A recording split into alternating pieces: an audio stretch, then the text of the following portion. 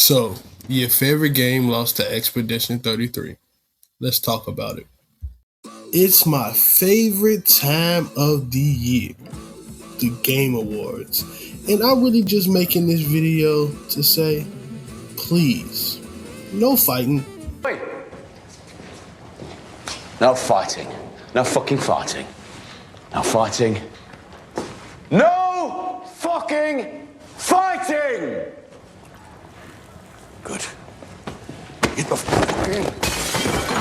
But no, in all seriousness, does it seem like the conversation around the Game Awards is getting more and more toxic? It used to be a celebration about all the great games that came out this year, but now it's just a royal rumble of fan bases all bashing each other to see which game is better. And that's a problem. But seriously, what happened? I remember we used to just be happy when some of our favorite games get nominated, but now it is nothing but arguing and bickering.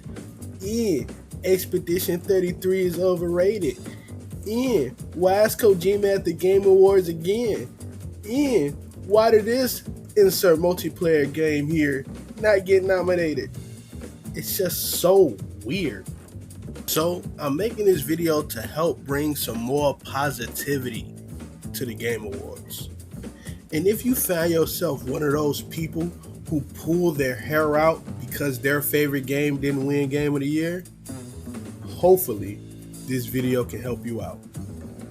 But before we get started, don't forget to like and comment on the video and also subscribe. This channel is almost at 1,000 subscribers and you can help us achieve that milestone. But let's get cracking. So, I was thinking to myself, when did the toxicity around the Game Awards actually start? And I couldn't even put my finger on it. So I was thinking, we might have to go all the way back to the beginning to find the origin of this toxicity. And that brings us all the way to the 2014 Game Awards. A lot of y'all probably can't even remember when this joint dropped. But hey, I'll be glad to refresh your memories. The Game of the Year nominees were Bayonetta, Dark Souls 2, Dragon Age Inquisition, Hearthstone, and Shadow of Mordor. And all those games were certified bangers when they dropped. But there could only be one winner, and that was Dragon Age Inquisition. Now, guess what happened after Dragon Age won? Absolutely nothing. The gaming community agreed, and we moved on. Now, when we head to 2015 Game of the Year, there's really no need to have any conversation. It was The Witcher 3, and we all agreed. Now, 2016 is funny, and though it might be a controversial take now, back in 2016, Overwatch was definitely Game of the Year. Shoot, it dang that took the world by storm. And what if I told you nobody complained? And now we're in the year 2017 where Zelda dominated and still no complaints. And now we're in 2018, one of the greatest years in gaming. We had Red Dead Redemption 2, PS4 God of War, and Marvel Spider-Man, all duking it out to see who was going to win Game of the Year. You see, God of War came out on top, and even though it was a highly contested battle, still, no one complained. In 2019, we got Sekiro, and guess what? Still, no one complained. Now here lies 2020, one of the craziest years in history. If you ask a normal person why 2020 was so bad, they'll tell you Shoot, we was in a pandemic. But if you ask a gamer, they will tell you Last of Us 2 won every award at the Game Awards. Now let me give you a little backstory. The game leaked way before release. Did everybody got spoiled on what happened to their favorite character? You see, Joel got absolutely bodied by a early 20 female the size of Brock Lesnar, and she decided to channel her inner Tiger Woods and put Joel's soul to the afterlife. And once a certain subsection of the internet found out about that quote-unquote girl boss moment, things were never the same. Now that game was polarizing to say the least. And you can go check the Metacritic score. You will see that the critics actually love the game. But when you go to that user score, it's split right down the middle. It's either high scores or low scores, and it ain't nothing in between.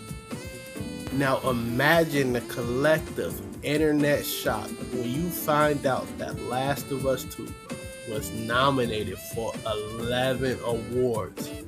And then imagine the even greater shock when you find out Last of Us 2 not only won majority of the awards that it was nominated for, but it also won that coveted Game of the Year. You can argue about if Last of Us 2 deserved that award or not. I'm not here to do that. But I do believe this is the point in which the Game Awards went from a celebration of game to the toxic mess we got now in the gaming community. Now, if you don't believe me, I got some evidence for you. But before we get to that, I do want to say this. I do believe Last of Us 2 should have won that award. I believe it's an amazing game. The only thing I couldn't get G with was that boat scene. And you know what I'm talking about.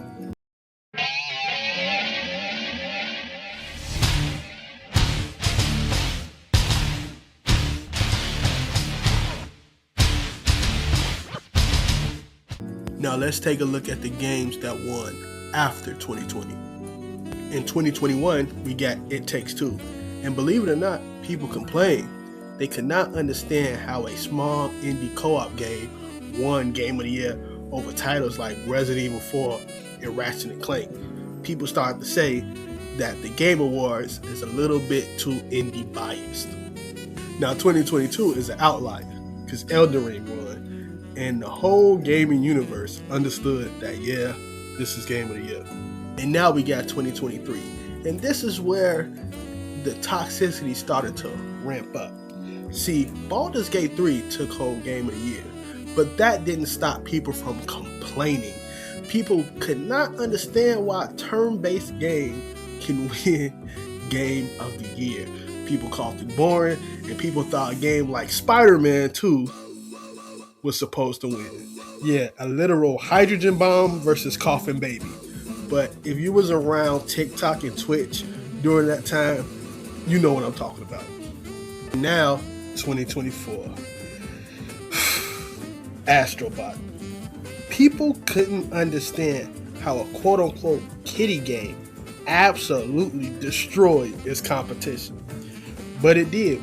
And almost a year later, people are still complaining.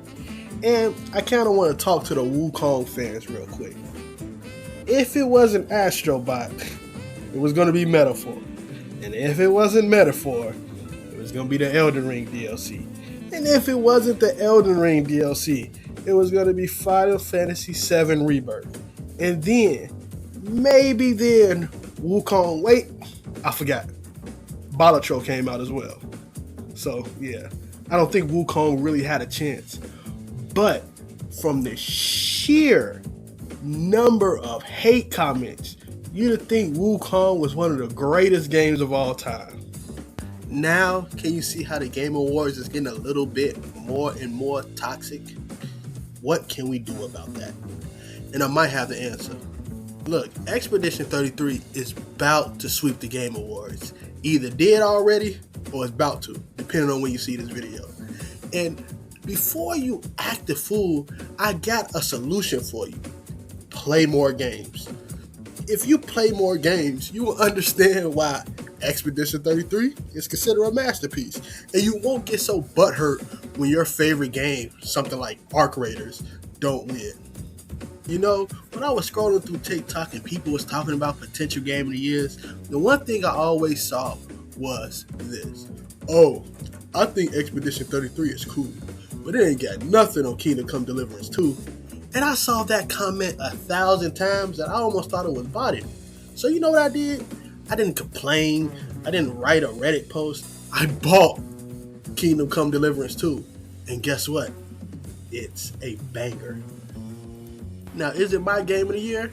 Heck no. And shoot, Expedition 33 is not my game of the year either. But that's okay, because I played all of these games. I can understand why they are so loved. Shoot, my game of the year is Death Stranding 2. Do I think that's going to win any awards? Heck no. Am I going to be mad that it don't win any awards? Not really. But I can still appreciate all the other games that win. To make a long story short, because I'm low-key tired of talking, play more games. Find out why these games are getting nominated in the first place. Find out why so many people are raving over Expedition 33, are raving over Kingdom Come Deliverance, are, talking about Death Stranding 2. Please play Death Stranding 2. But find out why people are talking about it. And the best way to do it is to play the games. And trust me, if you do that, you will never get mad at another Game Awards. If you're one of those people who say, well, I played all the games and I'm still mad, find a new hobby, because this gaming stuff probably not for you. But yeah, that's it. Again, I'm tired of talking. So I hope you enjoyed the video. Comment down below if you agree with me, and even if you don't, still comment down below. Please like the video, share it, put it on TikTok, do all these type of things. I want to create a conversation, a healthy one, around the Game Awards. And again, don't forget to subscribe. We're almost at 1,000 subs, and your subscription will be really appreciated. But I'm about to pill out. Have a great one. Peace.